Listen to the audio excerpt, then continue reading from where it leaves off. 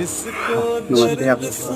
एक बात है, लड़की और लड़के को लिए। देखिए, लड़के की सोच क्या होता है कि जो लड़कियां छोटे कपड़े पहनती हैं वो चाहती है कि उनका एक हमेशा डायलॉग फेमस रहता है। वो कहती है कि लड़के अपना सोच अच्छा बदल सकते हैं, सोच अच्छा भी रख सकते हैं। तो लड़कियां कहती है कि मैं ही क्यों अपने आप को बदलूं।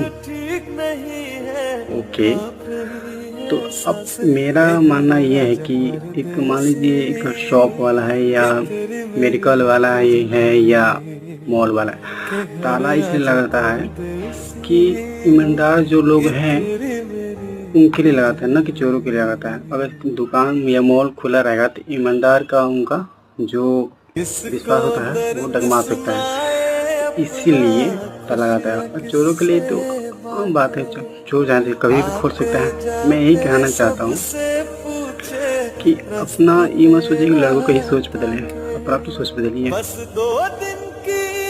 ठीक, बड़ी बात नहीं है कि चोर या दुकान तोड़ के नहीं यूज़ कर सकते हैं, इस्तेमाल भी कर सकते हैं। बट ये मत कहें कि लड़कों की सोच बदले, अपना भी सोच बदलिए। तो चोरों को ताला तोड़ना बहुत बड़ी बात नहीं है। ओके, राधे राधे।